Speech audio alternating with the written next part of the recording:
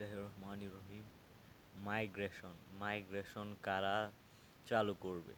Choice list, যেমন তুমি তোমার আবেদন করার সময় চয়েস লিস্ট এভাবে 10টা কলেজ দিলে, তাহলে তোমার কলেজ এলো 10 নম্বর বা 5 নম্বর অথবা 4 নম্বর, এইসব কলেজ এলো, তাহলে তুমি আরও উপরের দিকের কলেজগুলোতে যেতে চাও, তাহলে তুমি মাইগ্রেশন চালু করবে নিশ্চয়নের সময়।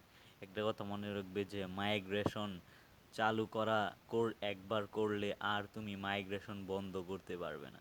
এবং কলেজ যদি নিশ্চয়ন করো, মাইগ্রেশন চালু করো, যদি উপরের দিকে কলেজগুলো না আসে, তাহলে তোমাকে সেখানেই ভর্তি হতে হবে। এবং তুমি আর দ্বিতীয় তৃতীয় নিশ্চয়ন করে ফেললে তুমি আর দ্বিতীয় তৃতীয় ধাপে আর আবেদন করতে পারবে না। যদি তুমি মাইগ্রেশন, যেমন তুমি 5 নম্বরের কলেজটা পেলে, তাহলে তুমি নিশ্চয়ন করার সময় মাইগ্রেশন চালু করবে।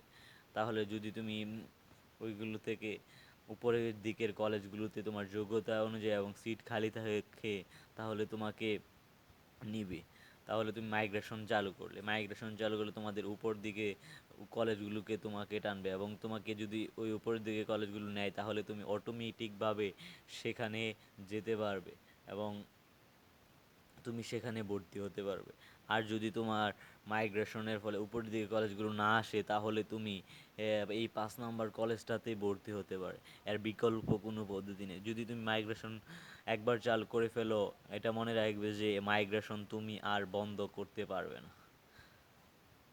তাই বুঝে শুনে মাইগ্রেশন চালু করবে। আর যারা প্রথম, মাইগ্রেশন সবার জন্য কিন্তু অন থাকবে না। যেমন তুমি প্রথম কলেজটা পেলে, তাহলে তুমি আর মাইগ্রেশন চালু করতে, কারণ তোমার উপরের দিকে আর কোনো কলেজ নেই। এই জন্য তোমরা কলেজগুলো সাজানোর সময় ভালো করে সাজাসো, যারা তার জন্য ভালো। যদি তোমরা প্রথম কলেজ পেয়ে যায়, তাহলে আলহামদুলিল্লাহ। যদি তোমরা দ্বিতীয় তৃতীয় কলেজগুলো পাও, তাহলে তোমরা সেখানে মাইগ্রেশন চালু করতে পারো।